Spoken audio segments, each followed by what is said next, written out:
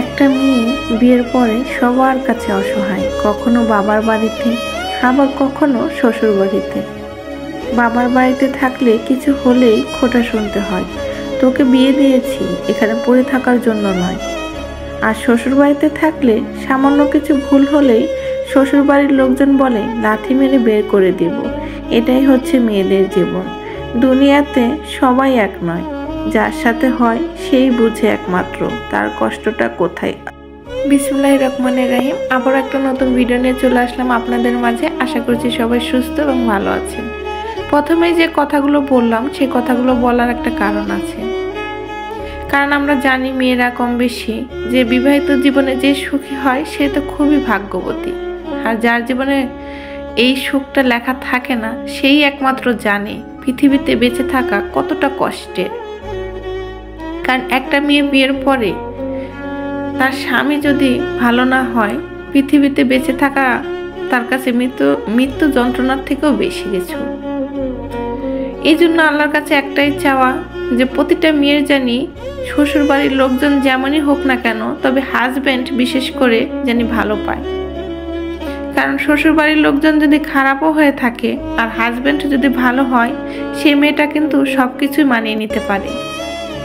আর বিশেষ করে হাজব্যান্ড যদি খারাপ হয়, শ্বশুরবাড়ির লোকজন হাজার ভালো হলেও সেই মেয়েটা কিন্তু দেখা যায় সেই শ্বশুরবাড়িতে থাকতে পারে না। আর শ্বশুরবাড়িতে না থাকার কারণে সে যদি কখনো বাপের বাড়িতে ফেরত আসে, তখন কিন্তু বাবার বাড়ি আর বাবার বাড়ি থাকে না, বাবার বাড়ি হয়ে যায় জাহান্নাম।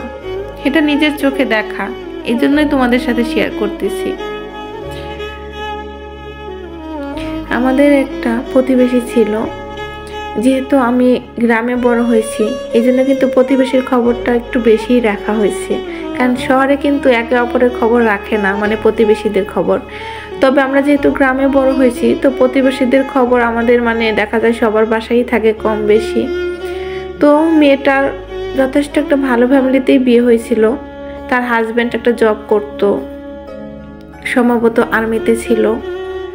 সো যাই হোক, সেই মেয়েটার বিয়ে হওয়ার পরে তাকে আসলে ছেলের বাড়ি থেকে উঠিয়ে নিয়ে যাওয়া হয় নাই, কিন্তু তার মধ্যে সে কনসেপ্ট করে ফেলে। তখন তার বেবিটা হওয়ার সময় বিশেষ করে তার মা তাকে হসপিটালে নিয়ে যায় নাই, কারণ ছেলের বাড়ি থেকে কোনো টাকা পয়সা দেয় নাই দেখে। আর এদিকে ছেলেও কোনো হসপিটালে নেয় নাই।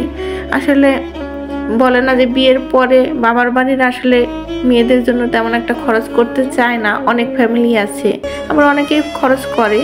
তবে আসলে আমার দেখা যে ফ্যামিলিটার কথা বলতেছি, তার মা প্রচণ্ড মানে হিসাবই ছিল, সে খরচ করতে চায় নাই। আর এই জন্যই হসপিটালে কোনোভাবেই সে নিয়ে যেতে রাজি হয় নাই। বাসায় অনেক কষ্ট করে ডেলিভারিটা হওয়ায় তো তারপর প্রচণ্ড মানে ব্লিডিং হয়ে সাথে সাথেই মেয়েটা আসলে মারা যায়। তো যে বাচ্চাটা আসলে হয় সে বাচ্চাটা বেঁচে যায় ভাগ্যক্রমে। আর ভাগ্যক্রমে বেঁচে যে তার জীবনটাও পুরো অন্ধকার, কারণ তার মা নাই পৃথিবীতে।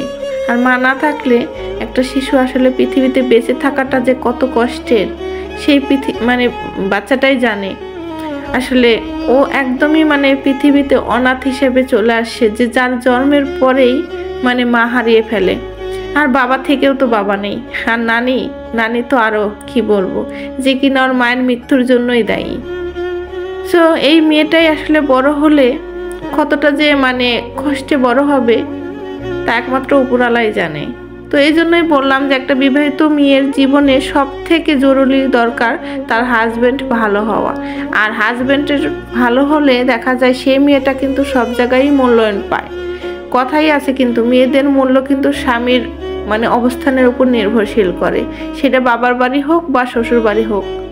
সো আজকে এই পর্যন্তই। তোমাদের সাথে অনেক কথা বললাম, আর এতক্ষণ আমার সাথে থাকার জন্য সবাইকে অসংখ্যবার ধন্যবাদ। আল্লাহ হাফেজ।